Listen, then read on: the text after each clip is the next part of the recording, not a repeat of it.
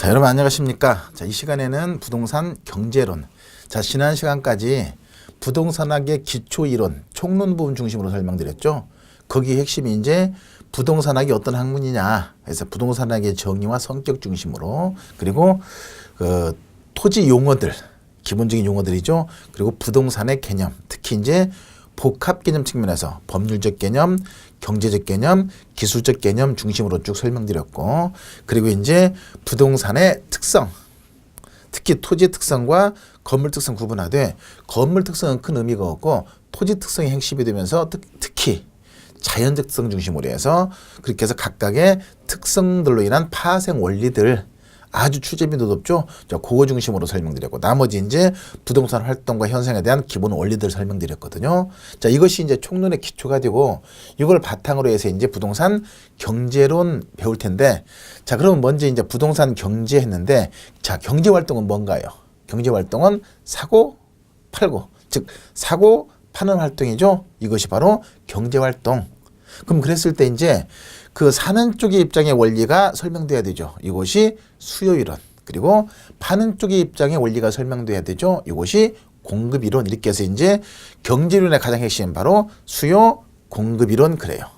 자, 보통 경제 이론 했을 때 경제 활동의 주체, 자, 경제 활동은 사고, 팔고 하는 활동인데, 그 사는 쪽의 입장이 바로 수요. 그래서 경제 활동의 주체는 당연히 사는 쪽, 즉 소비자, 수요자가 되는 것이고, 파는 쪽, 즉 생산자, 이것이 공급자가 되는 것이거든요. 그렇게 해서 사는 쪽과 파는 쪽이 서로 눈치 싸움 하면서 경쟁을 통해서 서로 합의가 이루어지고 가격이 결정되고 거래가 이루어지는 것이 일반적인 경제 활동인데, 문제는 이렇게 사는 쪽과 파는 쪽을 자유롭게 놔두면서 자유로운 경쟁 통해서 거래가 이루어지고 가격이 형성되면 좋은데, 이게 이제 제대로 안 되면서 서로 어때요?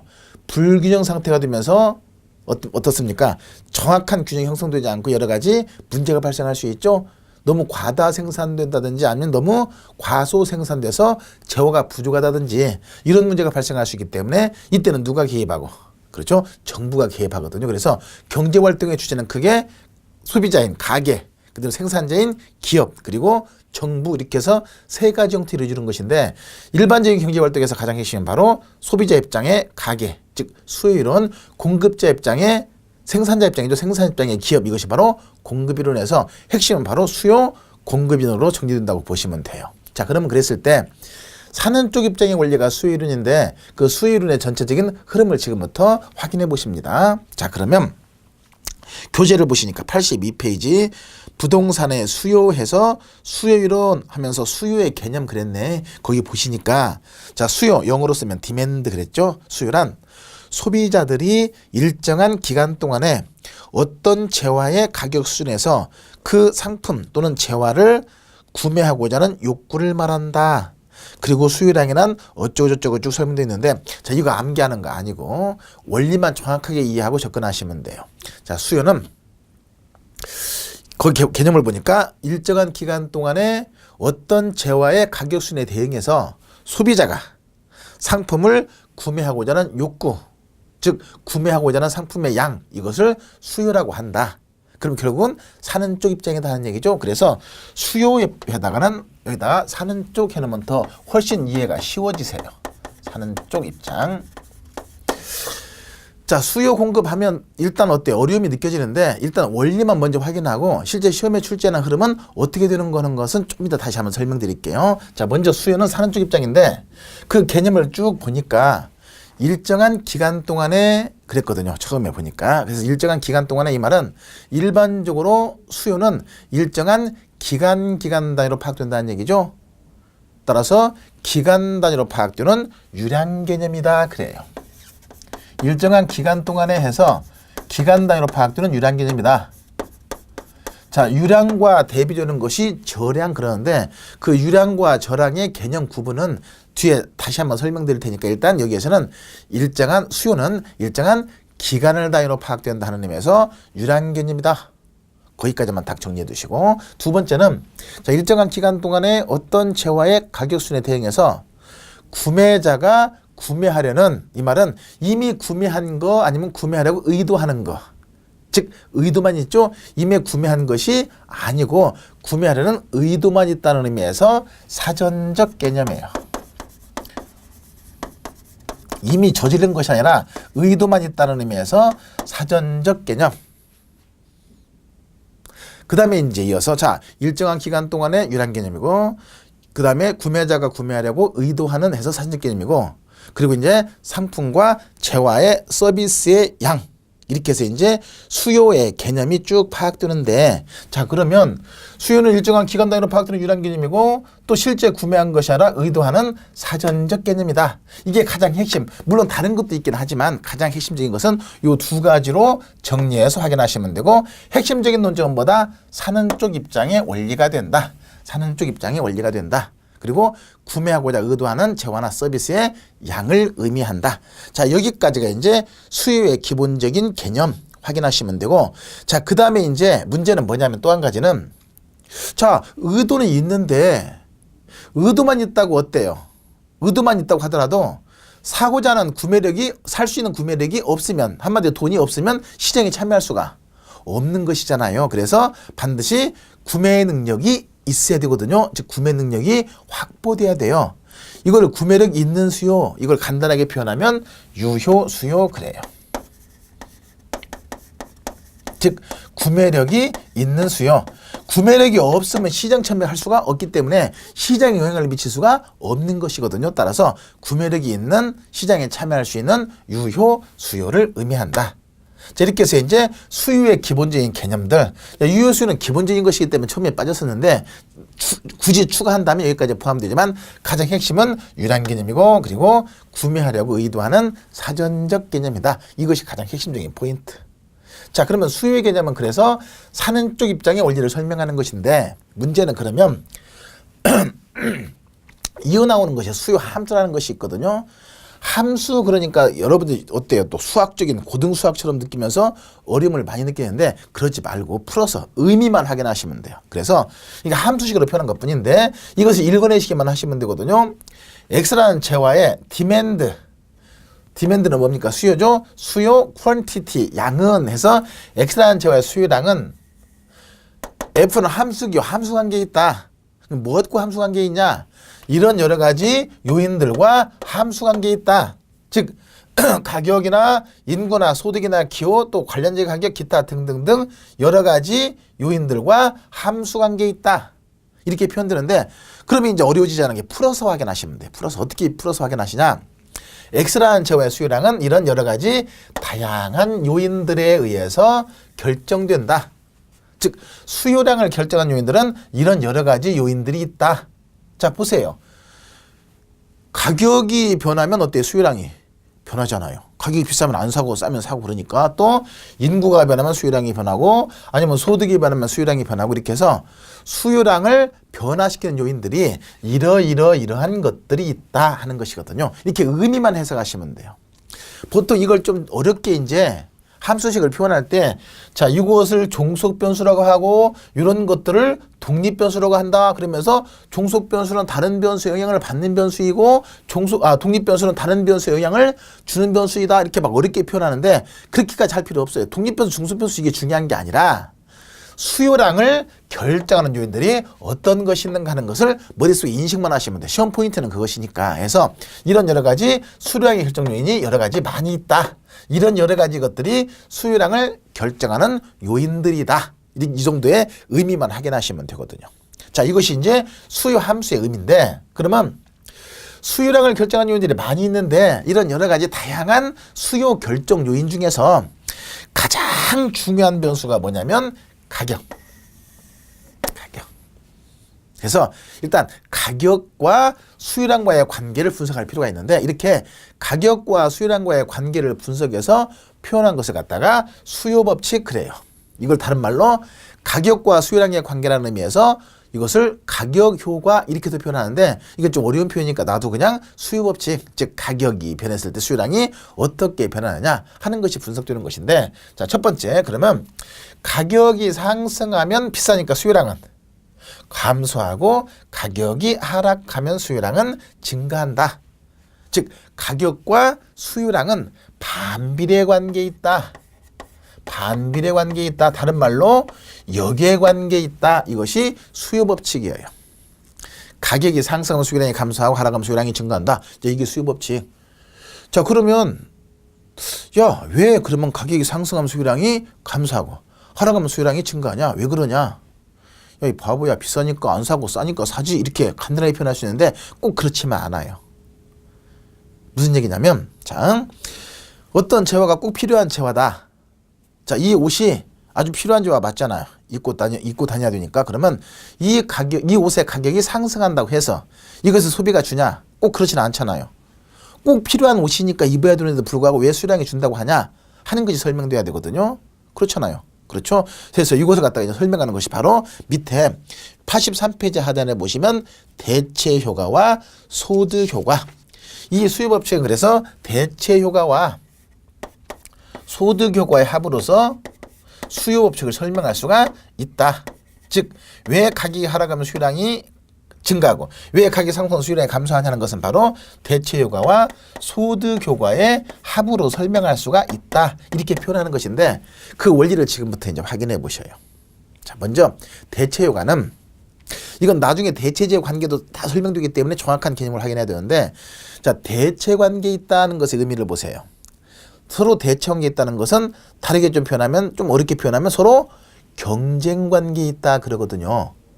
이 말은 자, 서로 대체, 예를 들어서 자, 요 두 재화가 있다. 빨간 분필, 노란 분필이 있다. 그러면 자, 빨간 분필도 노란 분필도 어때요? 똑같은 분필로서는 큰 차이가 없어. 효용이나 기타 여러 가지 측면 차이가 없단 말이에요. 서로 대체할 수 있어요. 그러니까 이것이 없으면 이걸로 대체할 수 있고 또 이것이 없으면 이걸로 대체할 수 있고 이것이 서로 대체제 관계에 있다 그래요.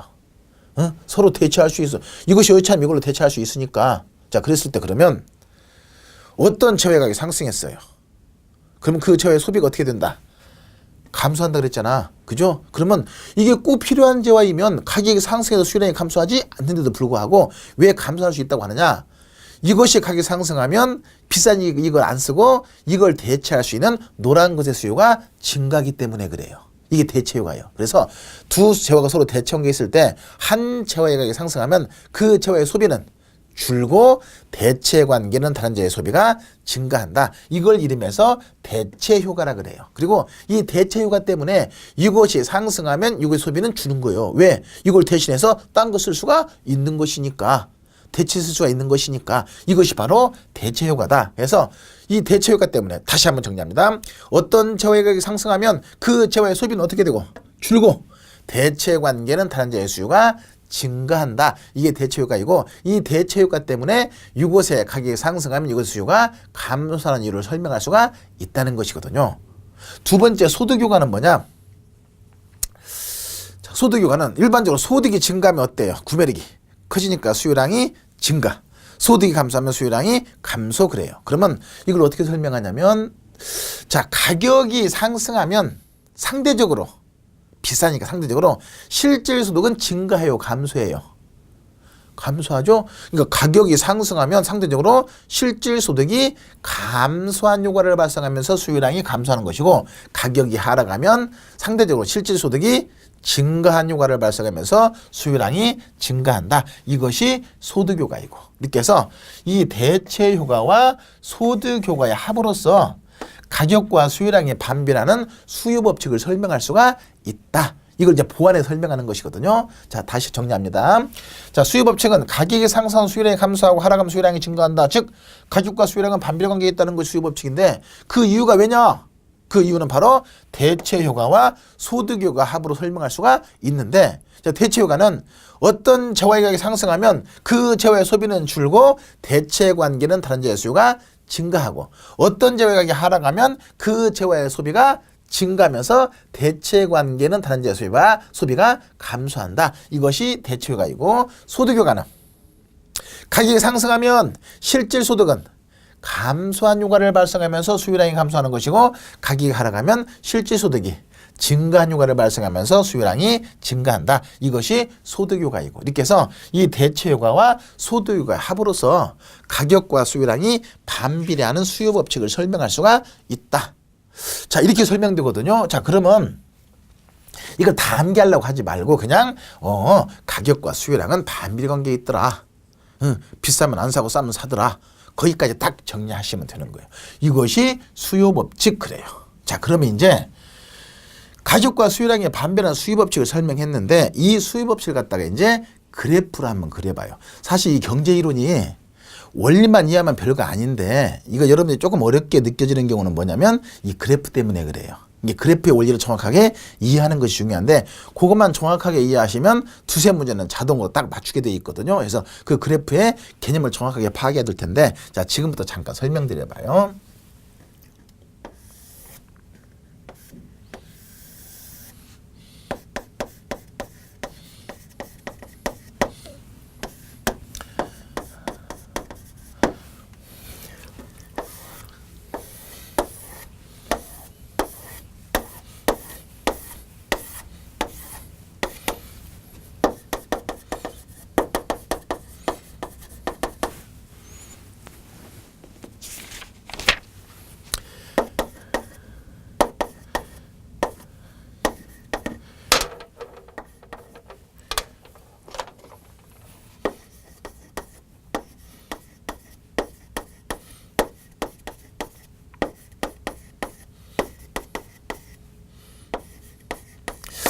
가격과 수요량과의 관계가 반비례 관계에 있다 그랬잖아요. 그래서 반비례 관계에 있어서 가격과 수요량과의 관계를 측정해 봤더니 이렇게 측정됐다.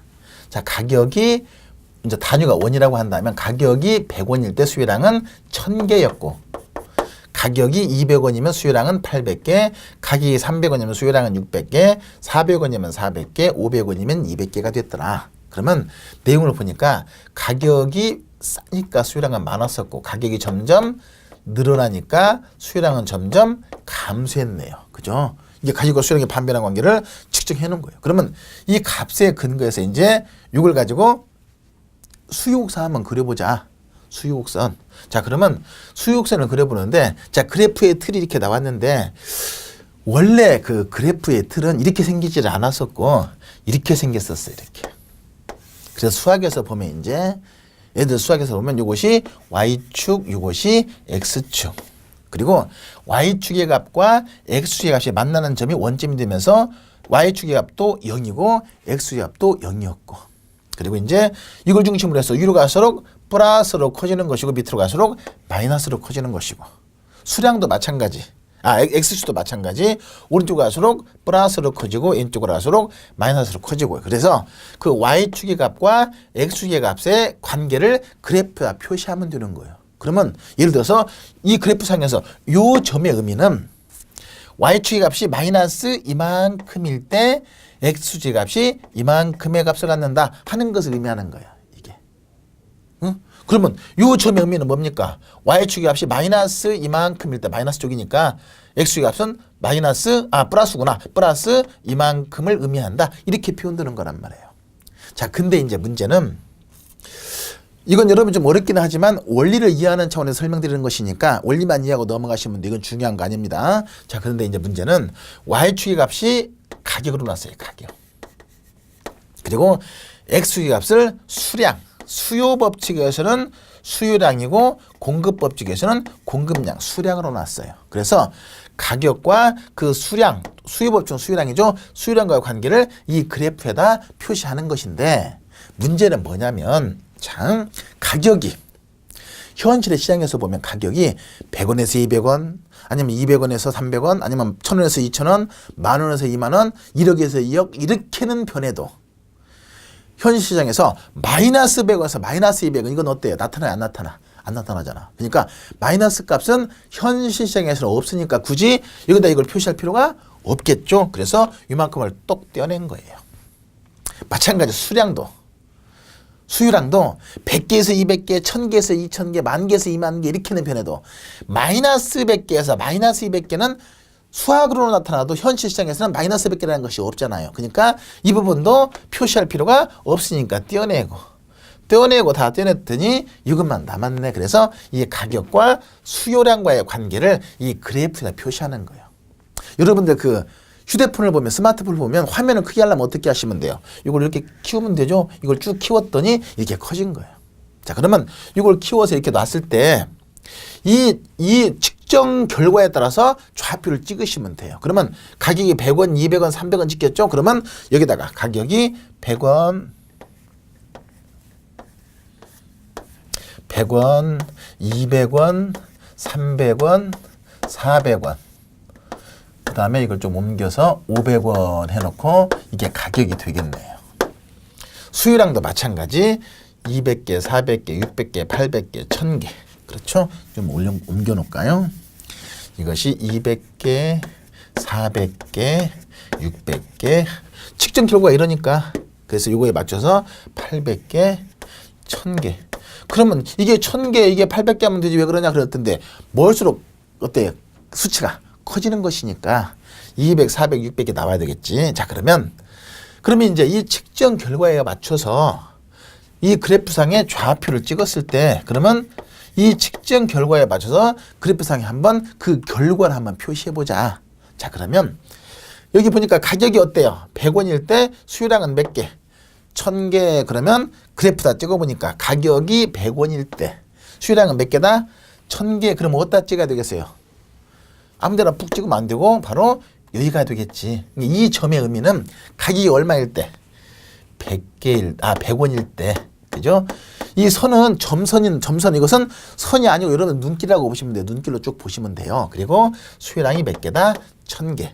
가격이 200원이면 수유량이 몇 개? 800개. 그러면 2점이 되는 것이고 가격이 300원이면 수유량은 몇 개? 600개. 그러면 2점이 되는 것이고 가격이 400원이면 수유량이 400개.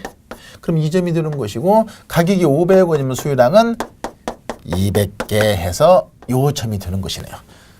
근데 이렇게 해서 점을 찍어봤더니 점이 띄엄띄엄 찍혔잖아요. 자, 이걸 연결 한번 해볼까요? 자, 그러면 100원이 가격이 상승함에 따라서 수유량은 200개씩 감소했네. 그러면 10원이 상승하면 같은 비율이면 10원이 상승하면 20개씩 감소하겠네요. 같은 비율로 본다면. 그러면 여기서 그래프에서 보니까 가격이 110원이면 수유량은 몇 개가 돼요? 1000개에서 20개 감소한 980개가 돼야 되겠지. 그죠? 그러면 가격이 110원이면 수유량은 980개. 그럼 2점이 되어버리네.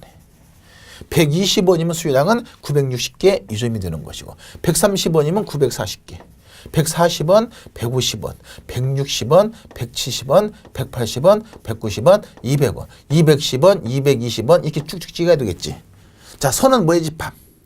점의 집합이잖아요. 그래서 그 점들을 그대로 연결하니까 뭐가 되는 것이고 선이 되는 것이고 그 선의 모양이 이렇게 그려지더라. 이것이 이제 수요 법칙, 가격과 수요량의 반변한 수요 법칙을 그래프에다 그대로 표시하는 거예요.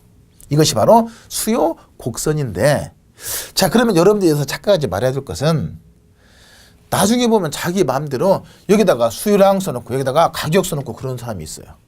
상태가 안 좋지. 절대 그렇게 하면 안 돼. 이것은 경제학자들의 약속이기 때문에 서로가 약속이기 때문에 이걸 자기 마음대로 바꾸면 안 돼. 항상 종축이 가격, 횡측은 수량, 수요 법칙에서는 수요량이고 공급 법칙에서는 공급량이고 그리고 수요공급이 갖춰지면 수요 공급량 또는 거래량 또는 균형 거래량 이렇게 수량으로 표시되어 맞거든요. 그래서 횡축은 수량 그리고 종축은 가격을 의미한다. 해서 이 가격과 수요량의 관계를 그래프로 표시했더니 그래프의 모양이 이렇게 생겼다. 자, 그럼 보니까 그래프의 모양을 보니까 오른쪽으로 갈수록 어때요? 점점 밑으로 내려오잖아요. 그래서 이걸 이름에서 뭐라고 하냐면 그래프의 모양이 우하향의 모양이 된다. 그러는 거예요. 그래서 수요 곡선의 모양은 이렇게 우하향의 모양이 된다. 이것이 수요 법칙을 그래프로 그린 수요 곡선이거든요. 그것이 여러분들 교재는 84페이지 그래프에 있는 내용 그대로 갖다가 옮겨놓은 것이라고 보시면 돼요. 이걸 좀 더 쉽게 풀어서 이렇게 표현한 것이다. 핵심은 보세요. 가격이 비싸면 수요량은 어떻고? 적고 가격이 낮아지니까 수요량은 더 많아진다. 오른쪽 가서 수요량은 커지는 것이니까. 또 거꾸로 가격이 낮으면 수요량은 많고 가격이 높아지면 수요량은 적어진다. 해서 가격과 수요량이 서로 반비례하기 때문에 수요 곡선의 모양은 우하향의 모양이 된다. 자, 여기까지가 이제 지금까지 배운 수요 법칙과 수요 곡선인데 자, 그럼 이제 이렇게 해서 수요 법칙, 수요 곡선을 확인했는데 문제는 처음에 수요함수에서 보니까 수요량을 결정하는 요인이 어때요? 가격만 있었나요? 그것이 아니잖아요. 그럼 가격 이외에 다른 요인에 있어도 얼마든지 수요량이 변할 수가 있더라. 그러니까 가격은 전혀 변화가 없는데도 불구하고 가격 이외에 다른 여러 가지 요인들, 인구가 변하고 소득이 변하고 아니면 소비자 선호도, 기호도가 변하고 또 관련재, 대체재나 보완재라고 이것을 관련재라고 하는데 이런 재화들의 가격이 변하면 당해의 재화의 수요가 변할 수가 있거든요. 그러면 자, 이런 경우에 가격은 멀쩡한데 가격 이외에 다른 요인들에 의해서 수요량이 변할 수 있더라. 한번 볼까요? 자, 어떤 재화, 이 옷의 가격은 전혀 변화가 없는데도 불구하고 이 옷의 선호도가 높아지고 이 옷을 갖다가 필요한 사람의 소득이 향상되고, 그렇죠? 그렇게 되면 어때요? 수요량이 똑같은 가격인데도 불구하고 수요량이 증가하는 것이거든요. 그렇잖아요. 그러니까 가격 이외에 다른 요인에서도 얼마든지 수요량이 변할 수 있고, 자, 그런 경우에는 그러면 그래프상에서는 또 어떻게 표시되는가 하는 걸 살펴보자. 자, 그러면 가격이 300원일 때 수요량 600개였었어요. 근데 자, 가격은 전혀 변화가 없는데 소비자들의 인구가 늘어나고 소득이 향상되고 선호도가 높아지면서 수요량이 600개였던 것이 800개로 증가했다. 그러면 그 상황이 그래프상에서는 어떻게 표시되는가를 보자. 자, 300원일 때 600개였으면 2점이잖아요. 근데 300원인데도 불구하고 인구가 증가하고 소득이 증가하면서 수요량이 800개로 증가했다. 그러면 2점이 되잖아. 2점. 800개면 여기잖아. 그러니까 똑같은 가격인데도 불구하고 수요량이 800개가 되다 보니까 2점이었던 것이 2점으로 이동하더라. 그렇잖아요. 그러면 자, 300원일 때 이만큼 증가했으면 그럼 200원일 때는 800개 했던 것이 같은 비율로 증가하면 1000개로 증가하겠네. 그렇잖아요. 또 400원일 때는 400개 했던 것이 같은 비율로 증가하면 600개로 증가하겠네. 이런 식으로 해서 증가하다 보니까 수요구선 자체가 어떻게 이렇게 오른쪽으로 이동을 하더라 하는 것이거든요. 그러니까 동일한 가격인데도 불구하고 가격 이외에 다른 요인에서 수요량이 증가하면 수요선 자체가 이렇게 오른쪽으로 이동을 하게 되더라 하는 것이고, 반대로 자, 가격이 300원 때 수요량이 600개 했던 것이 인구가 감소하고 소득도 감소하고 소비자의 선호도가 줄면서 수요량이 400개로 줄었다. 그럼 이 점이 2점이 돼버리네. 그렇잖아요.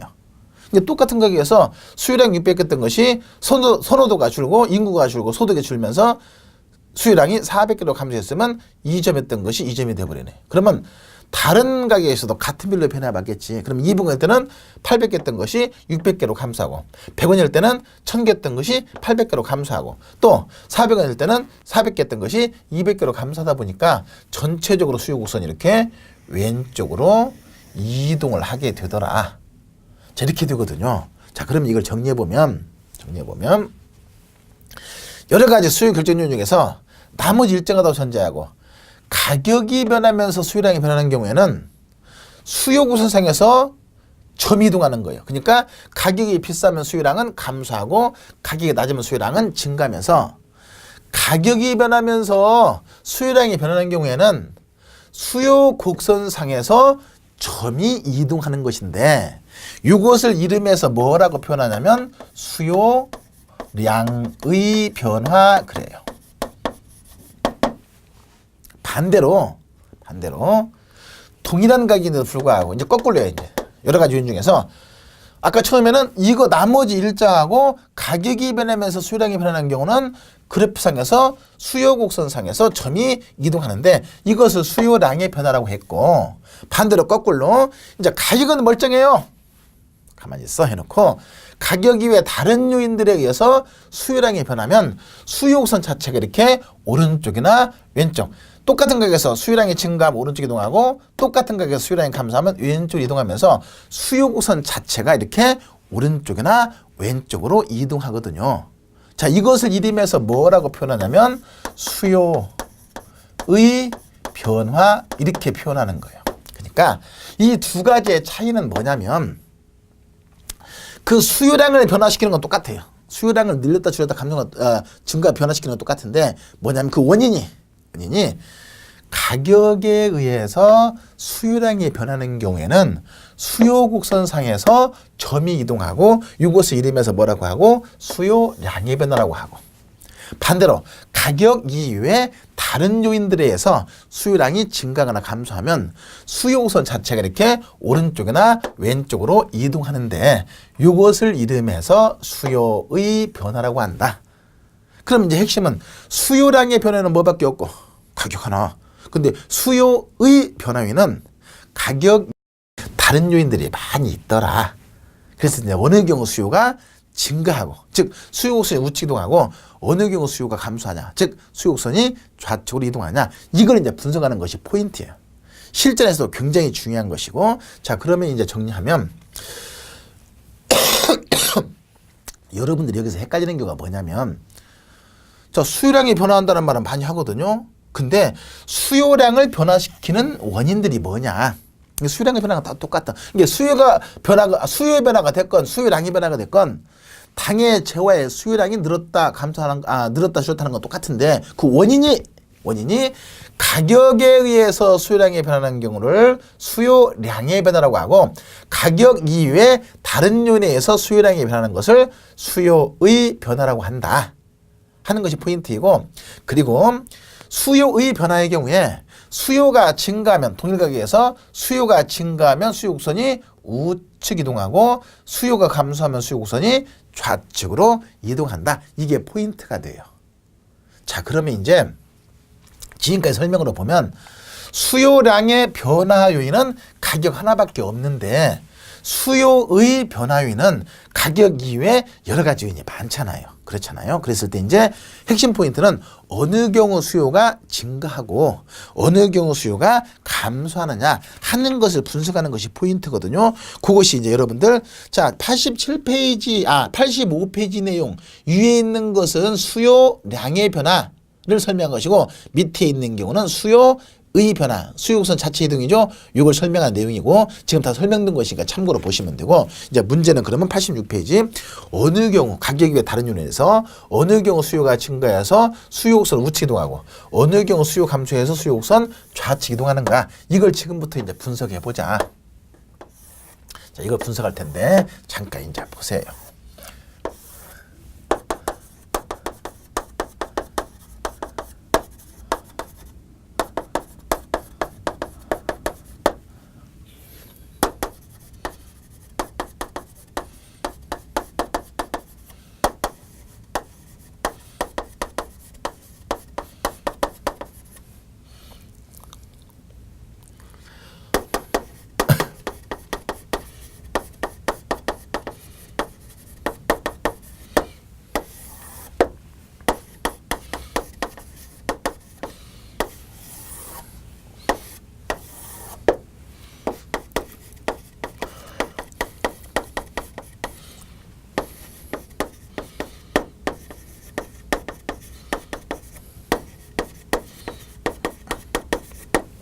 자, 이 외에 나머지 요인들은 여러분들 설명하면 금방 확인되셔요. 한번 볼까요? 통상 인구가 증가하면 수요가 어떻게 되고? 증가. 그렇죠? 소비자의 선호도가 높아지면 수요가 증가. 매수자 수가 많아지면 수요가 증가. 아주 기본적인 것들이거든요. 그렇죠? 그렇기 때문에 이건 뭐 크게 중요한 거 아니고 포인트만 잡으면 되고, 조금 헷갈리는 것이 바로 요 표에 나와 있는 내용들인데, 자, 이것만 헷갈리지 않게 잘 정리하시면 돼요. 자, 먼저 밑에부터 올라가게. 밑에가 좀 쉬우니까 위로 가서 어려워지니까. 자, 소득 수준. 일반적으로는 소득이 상승하면 수요량은 증가하고, 그죠? 소득이 감소하면 수요량은 감소하는 건 맞는데 조금 이제 조건에 따라 달라지세요. 보시면 정상제는 일반적인 재화를 의미하는 것이고, 우등제와 열등제, 우등제와 열등제. 그럼 예를 들어서 소고기하고 이것도 미국산 말고 한우, 소고기하고 돼지고기를 보면 어느 게 우등제? 자기가 많이 먹는 걸 우등제라고 하지 말고 일반적으로 한우가 우등제, 돼지고기 열등제 그러잖아요. 통상은. 자 그러면 우등제나 정상제인 경우에는 소득 수준이 증가하면 어때요? 수요량은 증가, 감소? 증가. 그렇죠? 반대로 우등이나 정상제 소득이 감소하면 구매력이 떨어지니까 수요량도 감소. 그래요. 일반적인 경우고, 근데 열등제는 좀 상황이 달라요. 자, 그러면 자, 일반적으로 소득이 여의치 않을 때는 소고기보다는 돼지고기 수요가 많잖아요. 그러다가 갑자기 소득이 증가했어요. 그러면 열등제네. 그럼 소득이 증가하면 갑자기 돼지고기에서 냄새 나잖아요. 안 나던 냄새가. 그 얘기는 뭐냐면 그만큼 입맛이 높아졌다는 얘기잖아요. 그러면 소득이 증가하면 열등제 소비가 어떻게 되고? 감소해버려요. 왜? 돼지고기 냄새 난다니까? 그래서 수요가 감소하고 반대로 소득이 감소하면 무슨 냄새가 난다고 그래? 맛만 좋구만. 그러면서 오히려 열등제 수요가 증가하는 것이거든요. 그래서 열등제는 소득과 수요량이 반비례한다. 이것만 조심하시면 돼. 이게 우등제나 정상제는 소득이 증가하면 수요량이 증가하고 소득이 감소하면 수요량이 감소하지만 열등제는 반대로 소득이 증가하면 수요량은 감소하고 소득이 감소하면 수요량은 증가하는 것이거든요. 이것만 조심해서 체크하시면 되고, 그 다음에 이자율 이렇게 확인하세요. 이자율은 자 보통 이자율은 돈의 사용료 금리인데 이자율이 높다는 것은 그만큼 여유자금이 부족하다는 얘기잖아요. 그죠? 부족하니까 투자가 위축이 되면서 수요도 감소, 공급도 감소. 반대로 이자율이 낮다는 것은 그만큼 여유자금이 풍부하다는 얘기고 투자가 활발해지면서 수요도 증가, 공급도 증가. 그래요. 일반적인 재화는 그런데 이제 이걸 부동산에 한번 접목시켜 볼까요? 부동산에.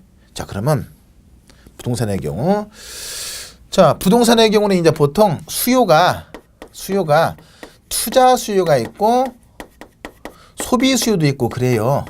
그죠? 그러면 이제 일단 이렇게 한번 생각해 볼까요? 쉽게. 자, 집을 하나 분양받으려고 해요.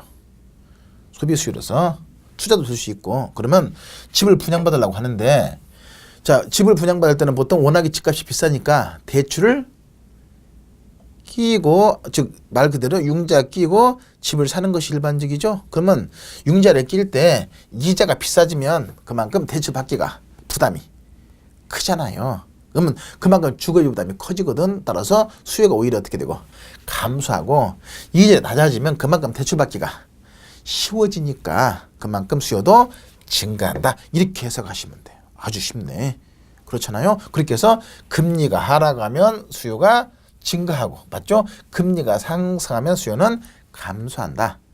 또 바꿔 얘기하면 투자 수요의 경우에, 자, 보통 이제 돈을 많이 갖고 있어요. 돈을 많이 갖고 있는데, 자, 돈을 많이 갖고 있는 상태에서 이제 여유자금이 많은 상태에서 은행에 예금하냐 아니면 부동산 투자하냐를 놓고 볼 때 은행에 예금하려고 봤더니 이자가 아주 비싸요. 그럼 은행으로 예금해버리지. 그래서 은행으로 그냥 돈이 가면서 오히려 부동산 수요는 감소하는 거. 금리가 낮으면 그럼 은행에 예금해봤자 별거 아니잖아요. 그럼 돈이 어디로 흘러오고? 실물 경기인 부동산으로 흘러면서 부동산 수요가 증가하는 것이거든요. 다양하게 해석할 수 있거든요. 그렇게 해서 정리. 그래서 금리가 상승하면 투자 위축되면서 수요도 감소, 금리가 하락하면 투자가 활발해지면서 수요도 증가. 거기까지 딱 정리하고, 그 다음에 소비자의 가격 예상. 자, 가격 예상이에요. 가격이 변했다고 하면 안 되고 가격 예상. 가격이 변했을 때는 수요 구조상의 점유이동이잖아요. 근데 이것은 가격 변화가 없는 상태에서 앞으로 가격이 오를 것인가 내릴 것인가를 예측하는 거예요. 따라서 앞으로 가격 상승이 예측됐어요. 앞으로 집값이 오를 것으로 예측돼요. 그럼 얼른 사는 게 좋아요? 오른 다음에 씩씩거리면 사는 게 좋아요? 지금 사는 게 좋잖아. 따라서 앞으로 가격 상승이 예상되면 당장은 수요가 어떻게 되고 증가하는 것이고, 앞으로 가격 하락이 예상되면 내린 다음에 사야 되잖아. 맞죠? 그렇잖아. 앞으로 가격 하락이 예상되면 내린 다음에 사야 되기 때문에 당장 수요가 감소하는 것이거든요. 그렇게 딱 정리해 두시면 되겠고, 자, 그 다음에 이제 대체제와 보완제가 포인트인데, 자, 두 재화가 서로 대체 관계가 있다. 이거 아니면 이걸로 대체할 수 있다. 그랬을 때, 자, 이걸 빨간 분필을 갖다가 당에 재어봤을 때, 이거 가격은 변화가 없는데, 아까 대체효과 그대로 연결하시면 돼.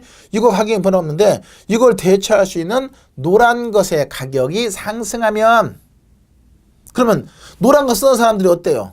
비싸니까 안 사버리잖아. 그러면서 빨간 거 수요가 증가하겠네. 그래서 대체재, 자, 이게 빨간 게 당해재 봐요. 이것의 수요가 증가냐 감소를 묻는데 이걸 대신할 수 있는 대체재 가격이 상승해 버리면 그거 안 쓰면서 당해재와의 수요가 어떻게 되고 증가하는 것이고, 반대로 대체재가 하락해 버리면 이걸 써버리지. 그러면서 당해재가 쓰던 사람이 이걸 써버리니까 당해재의 수요가 감소해 버리거든요. 그래서 대체재 가격이 하락하면 당해재와의 수요는 감소해. 대체재 쓰면서 당해재 수요가 감소해 버리는 거거든요. 그렇게 정리하시면 되고, 그 다음에 보완재. 보완재는 두 재화가 서로 같이 사용될 때 효용 가치가 높아지는 재화를 보완재라 그래요. 말 그대로 보완 관계에 있다. 가령 커피와 설탕, 자동차와 휘발유 이런 것이죠. 샤프심과 샤프 연필 같이, 바늘과 실 같이 결합되어 연결될 때 효용 가치가 높아지는 재화. 그럼 예를 들어서 자동차와 휘발유 한번 봐요. 자동차하고 휘발유 연료가 되죠. 그럼 이거 둘이 같이 활용될 때 효용 가치가 높아지거든요. 그러면 자, 자동차의 수요가 증가냐 감소냐를 묻는데 이거 가격은 변화 없는데 이것과 보완 관계는 휘발유 값이 올라갔다. 그러면 이거 재화의 가격이 변화, 자동차 가격이 변화가 없는데 이거 보완 관계에 있는 휘발유 값이 올라가 버리면 휘발유 소비가 감소하면서 당해재 소비도 감소하겠지. 그래서 보완재가 상승하면 그거 안 쓰면서 당해재 수요도 감소하는 것이고, 보완재 가격이 하락하면 이거 소비가 증가하면서 같이 쓰는 자동차 수요도 증가한다. 이렇게 설명되는 것이거든요. 이렇게 설명해놨더니 어떤 분은 암기한다고 뭐 대증감, 보감증 이렇게 오고 있는데 그렇게 되면 나중에 응용할 때 또 틀려버려요. 그러니까 그렇게 암기하지 말고 원리를 정확하게 확인해서 자꾸 훈련 한번 해보시는 게 훨씬 효과적이에요. 이걸 갖다가 이제 부동산 시장에 적용해서 부동산 시장에서 어느 경우 부동산 수요가 증가하고 어느 경우 부동산 수요가 감소하냐 하는 것을 묻는 문제가 아주 출제가 많이 되는 거예요. 가령 좀 응용해서 보면, 자, LTV, 이게 대부 비율이거든요. 대출 비율이 높다는 것은 그만큼 대출을 많이 해준다는 얘기잖아. 그럼 당연히 부동산 수요가 어떻게 되고? 증가. 반대로 대출 비율이 낮아지면 대출 규제가 심하다는 얘기죠. 부동산 수요가 감소. 이런 식으로 이제 살짝 응용도 돼요. 응용되는 건 나중에 이제 여러분들이 문제하고, 그 다음에 요약 정리하는 과정에서 응용되는 건 다 잘 정리하시면 되고, 포인트는 이거. 이렇게 해서 이걸 중심으로 해서 요런 것들, 가격 이외에 다른 요인들에 의해서 이런 것들이 증가, 감소하면 당해재 수요가 어떻게 변하느냐 하는 걸 분석하는 것이 가장 핵심적인 포인트예요.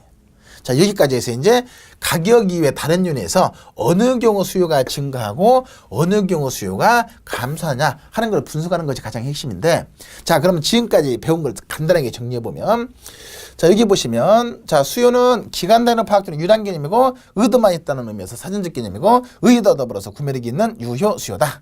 그리고 수요량을 결정하는 요인들이 여러 가지 요인이 있다 하는 것을 함수식으로 나타내는 것이 수요 함수고, 그 다양한 수요 결정 요인 중에서 다른 요인들은 전혀 변화가 없다라고 전제하고, 가격이 변하면서 수요량이 어떻게 변하냐 하는 것이 수요 법칙인데, 가격과 수요량은 서로 반비례 관계에 있는데 이 반비례 관계는 당연히 대체 효과와 소득 효과로서 설명할 수가 있었다. 이게 포인트이고, 그리고 가격과 수요량의 반비례 관계인데 이 반비례 관계를 그래프로 이런 것이 수요곡선인데, 가격과 수요량이 반비례하다 보니까 수요곡선의 모양은 이렇게 우하향의 형태가 되더라.